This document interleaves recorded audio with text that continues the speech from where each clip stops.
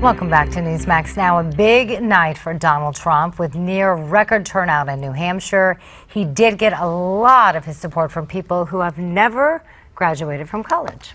Yeah, that was one of the knocks on Trump's big victory, but he brought out a lot of new voters apparently as well. But not everyone was excited about the prospect of a Trump presidency or even a Republican nomination. Yeah, I just think that it's really a sad commentary on politics today, and that an individual like Donald Trump can come out of nowhere and just be totally against establishment, and no matter what he says, no matter what he does, there's such an anti-establishment environment out there that people are looking for an escape, and I think Trump is offering that escape. Well, that gentleman might not be the only one a little concerned about the Trump-mentum after New Hampshire. Are we there yet? You going to coin that? I'm sure I'm not the first. Gabe Sherman at New York Magazine has a new article out today.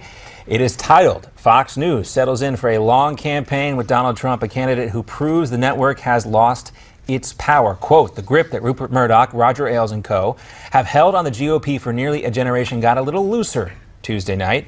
Inside Fox, there is confusion about what role the network should play in this altered media ecosystem going forward. According to the three insiders Gabe Sherman spoke to, the channel's hosts and producers are split over how to cover Donald Trump." And joining us now for more on this is Gabe Sherman, who wrote the article that we just quoted. He's a national affairs editor at New York Magazine. He's also the author of the New York Times bestseller, The Loudest Voice in the Room. I thought that was Trump. Gabe, anyway, thanks for joining us here on Newsmax Now. So what is at stake here for Fox News if Trump does go on to be the nominee, which it's looking that way as of right now? Well, really, it's good to be with you. And really what's at stake here is Fox News' credibility as the gatekeeper to the Republican Party. You know, Roger Ailes built Fox News into the highest rated cable news network, and he controlled the message and the issues and the candidates who had access to his audience of millions of nightly viewers. And now what's happened for the first time in Fox News' history is that the front runner for the Republican nomination has said, "I don't need Fox. I'm going to boycott your debate. I'm not going to kiss the ring and bow down to whatever Roger Ailes wants the candidates to do."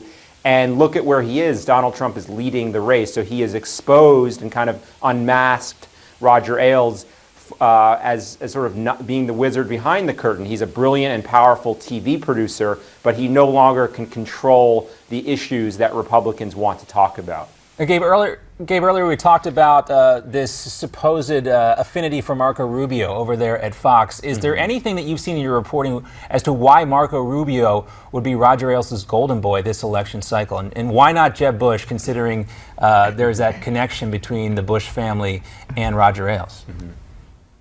Well, this is less about Ailes and more about other factions within Fox News. I think one of the most interesting dynamics of this cycle is that Roger Ailes has not had his hand on the wheel. He's been detached. I've reported how Rupert Murdoch has been more of a presence in the halls, attending critical news meetings, daily news meetings, which he used to never do on a regular basis. So the story of this election is how Roger Ailes has kind of stepped back, and in that void, other voices inside Fox have taken have gotten more influence. And there's a big faction in the Washington bureau, many high-profile pundits. You see them on Bret Baier's 6 p.m. news panel, who have been vocal supporters of Marco Rubio, Charles Krauthammer, and others. And now you're starting to see them recognize that he is not the savior that they hoped and pushed him to be. You know, if you look at the coverage they gave him coming out of Iowa, you know, he placed third in Iowa. And yet they sort of framed it and spun it as if he it was a good night for him, but it was by no means there. We saw in New Hampshire that it was kind of a house of cards situation where his depth of support collapsed very quickly. And so I think you're starting to see that Trump does have some big fans at Fox, but I think what's so fascinating is that there is no overarching and unifying message coming out of the executive suite at Fox News that you used to have in 2012. Yeah, you and can. earlier. I think you can see that too. There's a real friendship between him and Bill O'Reilly, and I think that's Yeah. also. Well, led and in- they say it. yeah, Kind of. Yeah. the vanilla milkshake thing, right? Yeah, and Yeah. speaking of Bill O'Reilly, Yeah. Gabe, I want to ask you, there's been some rumors swirling around that there's like this feud going on between Megyn Kelly and Bill O'Reilly. What do you know about this? Well, the idea that there's feuds between TV news celebrities with You always get along. giant egos is actually, it is a little of a dog bite man story. But but yes, this is fascinating. Bill O'Reilly really fashions himself as the man who built Fox News. Yes, Roger Ailes is the brains behind the operation, but Bill O'Reilly was the man in front of the camera. He was the first Fox News star to find an audience in the late 1990s. In the late 90s, during the Clinton Lewinsky scandal, Bill O'Reilly burst onto the scene, attracted an audience of millions of conservatives who sort of gravitated to him. And from Bill O'Reilly's success, Roger Ailes was able to build out the rest of the network. Now, fast forward to 2016, Bill O'Reilly, yes, is still the big fish there, but Megyn Kelly has come along. She's on the cover of Vanity Fair magazine. She's being interviewed on Stephen Colbert. Her ratings often beat Bill O'Reilly, so he's starting to feel like that he is no longer the king of Fox News, and he looks at Megyn Kelly's rapid meteoric rise and says, well, she has not paid him the respect that he feels he's due. He put her on his show. He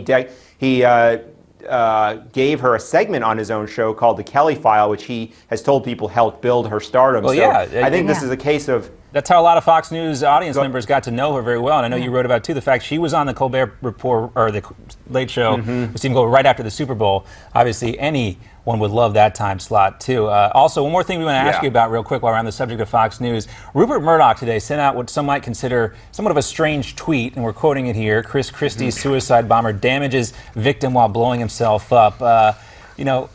This is very strange, I guess, for someone like Rupert Murdoch to be playing such an active role. I guess it's just the 21st century, Gabe. But what do you make of this tweet, and is this really the best thing for Rupert Murdoch?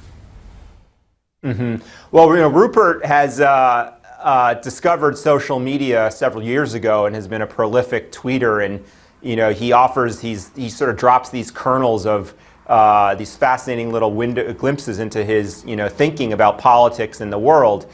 And this is just the latest example of that. Murdoch has been in the past a vocal supporter of Marco Rubio. Rubio, as everyone knows, and the immigration deal too. He supported him on that too. Led the Republican effort in the Gang of Eight, which Rupert Murdoch was a vocal supporter of. And so Murdoch has wanted in the past to boost Rubio's candidacy. Okay, we're going to have to leave it there. Unfortunately, this is a very fruitful topic for discussion, so we'll have you back. Gabe Sherman, National Affairs Editor at New York Magazine. Thanks for being with us.